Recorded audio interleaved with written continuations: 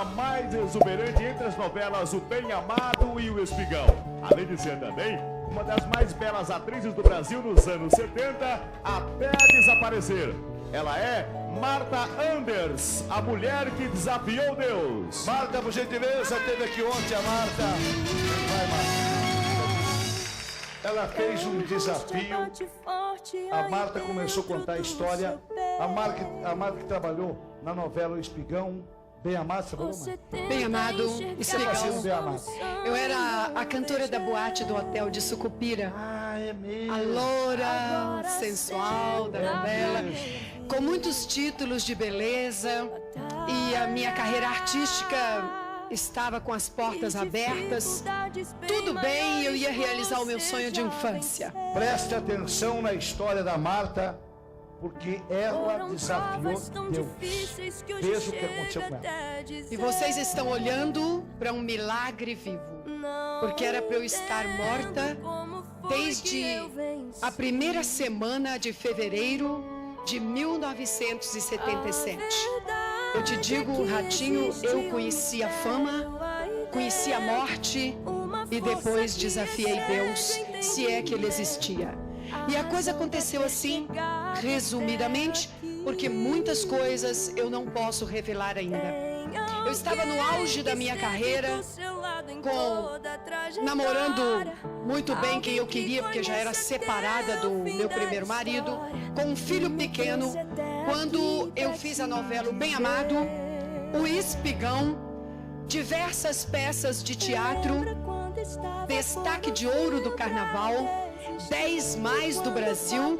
E quando eu ia começar as gravações de Saramandaia, o Silvio Santos me convidou para estrelar o canal de televisão que ele ousadamente acabava de fundar no Brasil.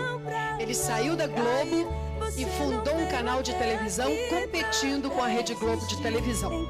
Vim para cá, estrelei pouco tempo aqui nos shows, porque um dia, quando eu ia levantando pela manhã, apareceu na minha face, do lado esquerdo, uma pequena bolha. Não coçava, não doía, não era vermelho, e de repente, aquela bolha foi crescendo, e foi crescendo, e eu tive que interromper o programa com o Silvio Santos. Não pude assinar o contrato que depois eu faria a novela Saramandaia. Não pude ir para os Estados Unidos fazer um filme com o papel da Marilyn Monroe.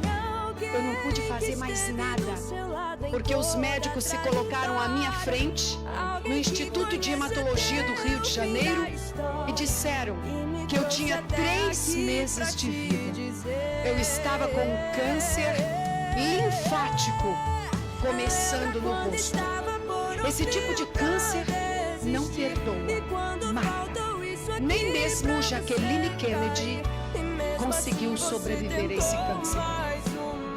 Tudo desabou na minha frente, escureceu, e eu não sei até hoje como eu saí do Instituto de Hematologia e cheguei na minha casa.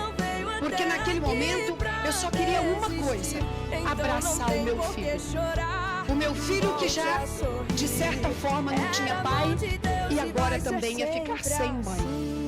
Quando eu cheguei em casa, que eu ajoelhei perto do meu filho e segurei nos bracinhos dele, eu só desejei uma coisa: que eu nunca tivesse existido. Pior do que a morte que eu ia ter, totalmente coberta de chagas, o pior de tudo era a ausência do meu único. Naquele instante, eu desejei que se apagasse toda a existência. Fiquei olhando para ele, imaginando ele levar uma flor para mim no dia de finados e no Natal ele ia sentir que a mãe dele não estaria ali nas festas da família. Eu levantei dali disposta a prorrogar a minha vida o máximo que eu pudesse, para poder ficar um pouquinho mais perto, só por isso, e perto da minha família, que eu amo muito, sempre foi muito bom. A carreira desabou. Puseram outras pessoas no meu lugar. Doente tem que ficar de lado. Ninguém liga. Os namorados sumiram e o dinheiro foi acabando com medicamentos, com remédios. E eu cheguei num ponto tão terrível que eu cheguei a roubar medicamentos. Não tinha mais dinheiro para nada. Móveis, nada. Até que a bolha cresceu tanto na minha face do lado esquerdo que rompeu a carne, era o nódulo primário do câncer, e começou a escorrer pelo meu pescoço pus, linfa e pedaços da minha face. A minha boca veio parar aqui, com o nariz também. Fiquei cega da vista esquerda, tendo que usar um chapéu de palha, porque se eu tirasse o chapéu, os bichos voavam em mim. Aquela mulher que tinha sido Missy, uma das mulheres mais lindas do mundo, apontada pela imprensa brasileira, tinha virado um trapo humano, inchada e com dores tão terríveis que muitas vezes, fechando a boca, eu me arrastava e colocava a minha cabeça dentro do congelador para aliviar os tumores da face. O tamanho dos tumores eram 10 centímetros de altura, cada um deles. E eram 3 nódulos só na face. A minha cabeça pendeu de lado. O tumor da mama foi varando o meu corpo de fora a fora, as costas, por dentro do corpo. E para vocês terem uma ideia, o cantor Leandro morreu com um nódulo do tamanho de uma laranja. Eu tinha só na face 3. Abandonada, nas filas de indigentes. Um médico bondoso me deu um quarto para morrer na Santa Casa, quando eu estava completamente esquecida. E eu fui. Neste quarto, depois de durante aqueles meses todos, eu ter ido a todas as religiões, eu frequentei o espiritismo da mais alta linha kardecista da mentalização até a linha de Nagô e de Pólvora. Eu fiz promessa para todos os santos que eu era devota. Eu sempre fui dedicada na religião desde menina. Nada adiantou. Cada vez eu piorava mais quando eu botava a mão nos nódulos de manhã, em cima daquele curativo que parecia um saco que eu fazia. Os tumores estavam maiores ainda. Não havia esperança nenhuma. Eu tinha que morrer e ainda, segundo as religiões que eu era estudiosa e professava, eu tinha que morrer conformada, suportando a dor, porque diziam que na outra encarnação eu viria mais feliz. E que o meu karma era muito pesado, o meu fardo era desesperador. E que eu me conformasse porque não tinha jeito. Na Santa Casa de Misericórdia, nesse quarto que me deram para morrer, eu já estava em pânico.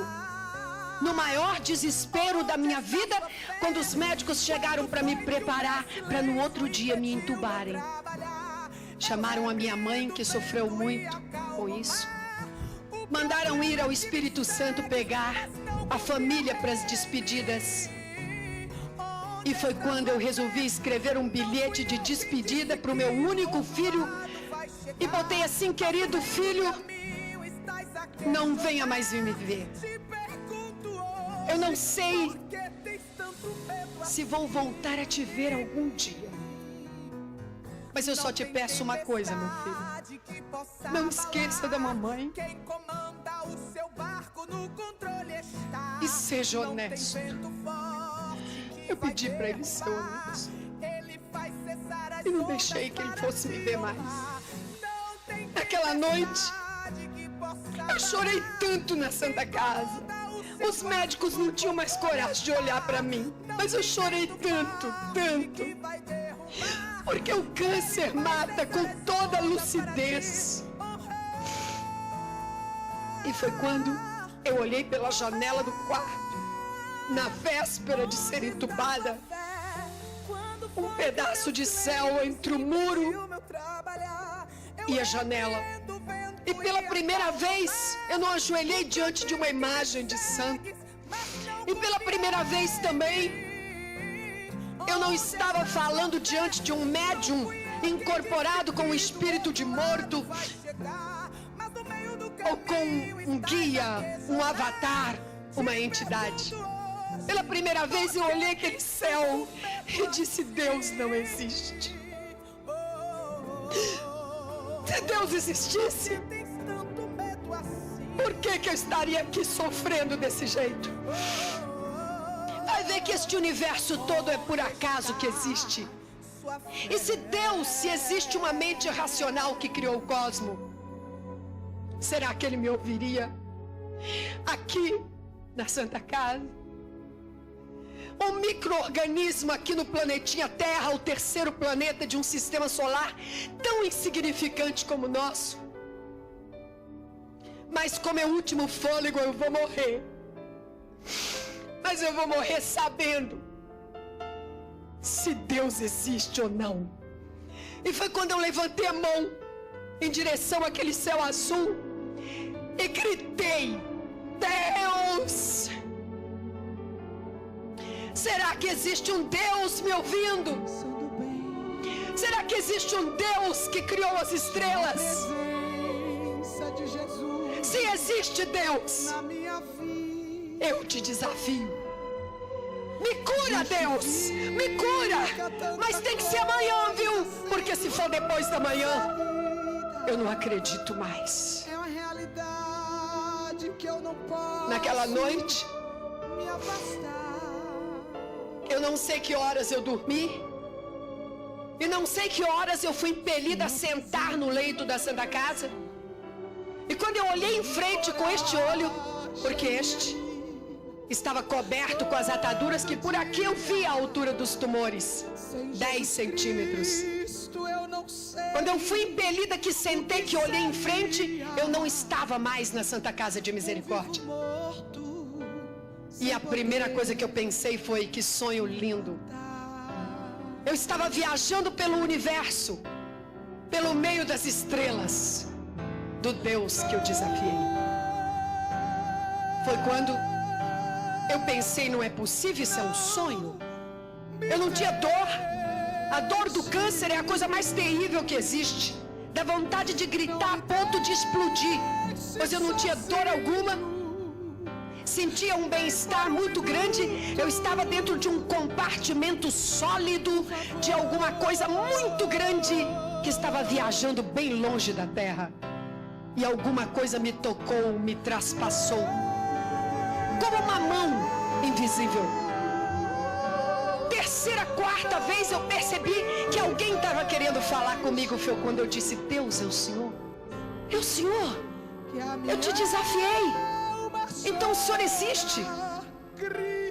Me tocou de novo. Falei: o Senhor não fala como nós. O Senhor fala por impressões. Então vamos fazer o seguinte, Deus. Eu falo e o Senhor me toca. Me diga uma coisa, Deus. Por que o Senhor quer me matar? O que eu te fiz? Por que o Senhor fez eu tão linda e destrói? Nada respondeu, me tocou de novo. Aquele choque, aquela energia sobrenatural que eu jamais tinha experimentado em toda a minha vida. E foi quando eu disse: vamos fazer um trato, Deus. O Senhor me desculpe se eu te ofendi em alguma coisa.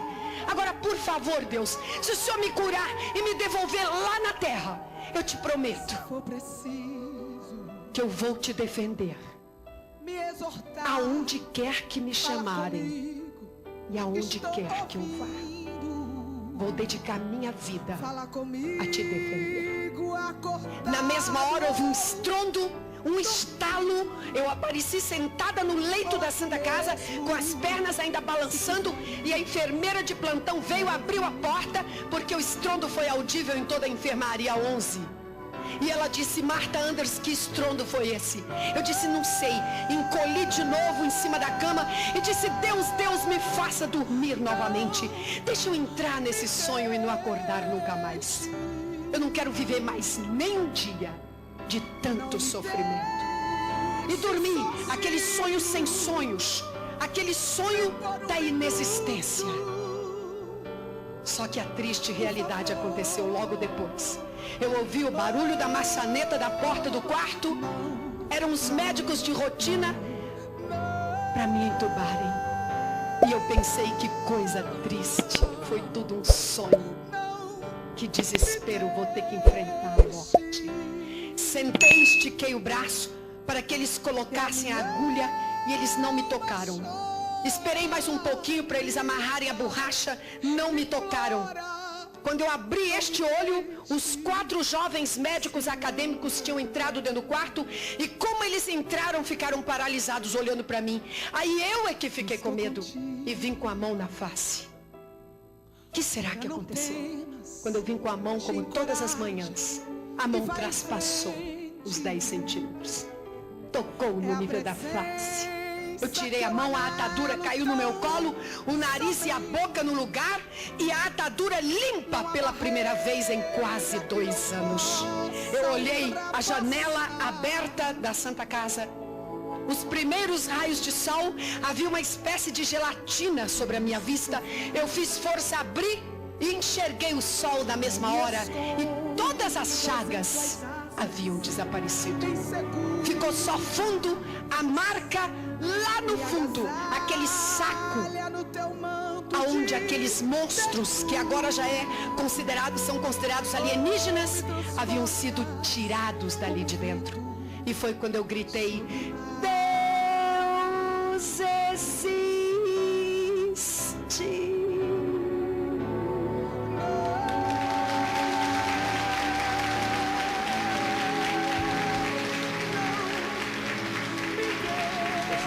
Esse testemunho da